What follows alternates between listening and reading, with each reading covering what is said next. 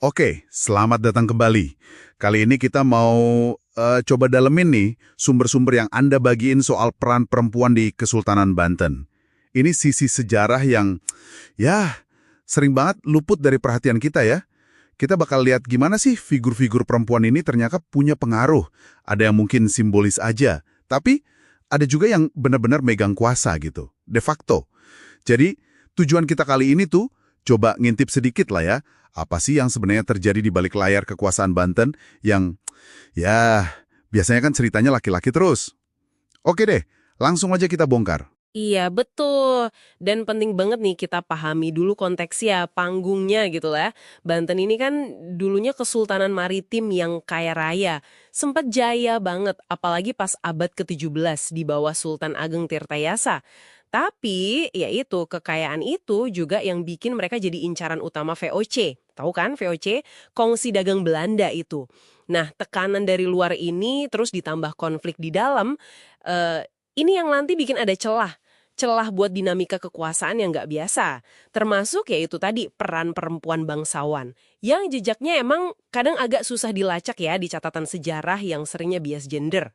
Oh, oke. Kita coba mundur dikit, ke abad 16 dulu deh. Ada Ratu Ayu Pembayun. Ini putrinya Sultan Maulana Yusuf. Kalau dari sumber Anda, perannya kelihatan banget di pernikahan politik ya. Jadi dia dinikahkan sama Pangeran Jayakelana. Tujuannya jelas bukan cuma urusan personal, tapi lebih ke diplomasi. Buat nguatin aliansi Banten sama Cirebon, terus Demak juga. Ini contoh bagus nih, gimana perempuan bangsawan bisa jadi kayak instrumen negara gitu ya. Betul, betul. Pas banget istilahnya. Pengaruhnya di sini tuh dia simbolis tapi juga struktural. Status dia, garis keturunannya itu udah jadi modal politik sendiri. Aset lah istilahnya. Ini agak beda nih, kontras sama tokoh yang nanti kita bahas. Tapi sebelum ke sana, perlu kita lurusin dulu ya. Ada dua Ratu Fatimah yang penting nih, jangan sampai ketuker. Yang pertama itu putrinya Sultan Ageng Tirtayasa, ini abad ke-17. Dia hidup pas bapaknya lagi gencar-gencarnya lawan VOC. Pengaruhnya kemungkinan besar ada sih, tapi lebih informal gitu, di lingkar dalam istana. Catatannya dikit banget. Nah, beda lagi sama Ratu Syarifah Fatimah, ini abad ke-18. Nah, Ratu Syarifah Fatimah ini nih, yang ceritanya, wah, bener-bener kayak drama politik ya. Dia kan permaisurinya Sultan Zainul Arifin yang merintah sekitar 1733 sampai 1748. Sumber bilang, dia ini cerdas, ambisius banget. Bahkan sampai ngaku-ngaku keturunan nabi segala. Buat nambah, legitimasi gitu ya, biar makin kuat posisinya. Dan disinilah bagian yang, paling bikin kaget. Dia justru main mata, kong kali kong sama VOC. Gila sih. Itu kan langkah berani, tapi bahaya banget kan? Banget. Kalau kita lihat gambaran besarnya, ini manuver politik yang cerdik, tapi ya licik juga. Ratu Syarifah ini pinter, dia manfaatin kondisi suaminya yang katanya agak sakit ya mentalnya gitu. Plus dia dapat dukungan dari VOC. Nah, ini dia pakai buat ngambil alih kendali pemerintahan. De facto gitu. Strateginya tuh berlapis. Pertama, dia singkirin dulu putra mahkota, Pangeran Gusti. Disingkirin gimana tuh? Ya Singkandu. Jauh banget ke Ceylon, sekarang Sri Lanka. Terus dia angkat keponakannya sendiri, namanya Syarif Abdullah. Dia juga main ekonomi, jual lada murah ke VOC. Wah, jelas nguntungin VOC dong kalau gitu. Jelas, kan sekutunya. Nah, puncaknya nih, dia jadi wali sultan. Itu setelah suaminya sendiri, Sultan Zainul Arifin, diasingkan juga sama VOC ke Ambon. Ini, case study klasik lah ya.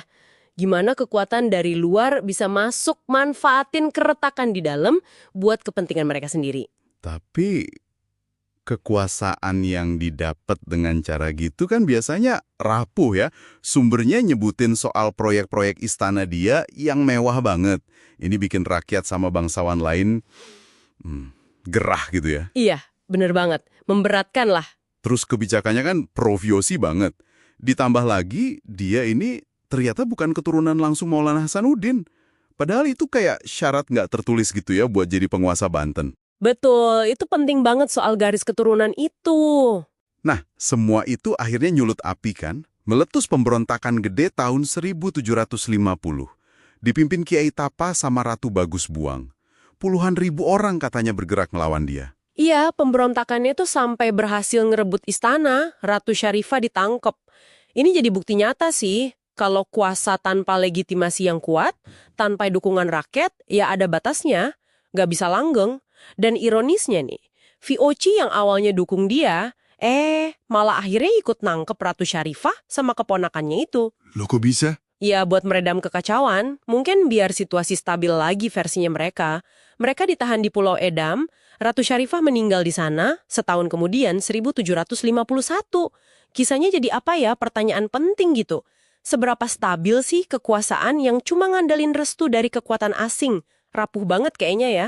Jadi, kalau kita tarik benang merahnya nih dari sumber-sumber Anda, kisah para perempuan Banten ini nunjukin spektrum pengaruh yang luas banget ya ternyata. Mulai dari Ratu Ayu Pembayun yang perannya lebih simbolis dan struktural tadi, terus ada Ratu Fatimah, putrinya Sultan Ageng, yang pengaruhnya mungkin lebih di balik layar gitu.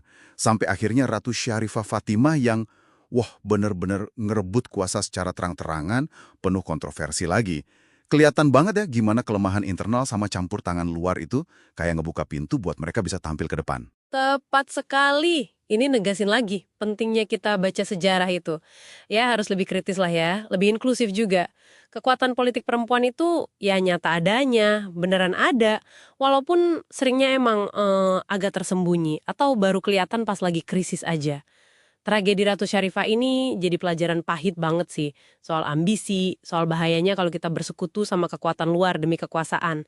Dan soal betapa rapuhnya kekuasaan kalau nggak punya akar legitimasi yang kuat di mata rakyatnya sendiri. Ujung-ujungnya kan ini malah ikut mempercepat Banten jatuh ke cengkeraman VOC. Nah, sebagai penutup nih, mungkin ada satu pemikiran buat Anda renungkan. Mengingat gimana intervensi dari luar kayak VOC waktu itu, bisa banget ngebuka jalan buat aktor-aktor yang ya non-tradisional lah ya, kayak Ratu Syarifah buat naik kuasa. Kira-kira nih, dinamika yang mirip-mirip gitu bisa nggak ya terjadi di panggung politik modern sekarang? Misalnya, pas ada kekuatan eksternal yang kuat banget ikut campur, atau pas ada krisis internal yang hebat. Mungkinkah itu bisa mengubah peta kekuasaan yang selama ini kita anggap udah mapan gitu? Ya, sesuatu untuk kita pikirkan bersama.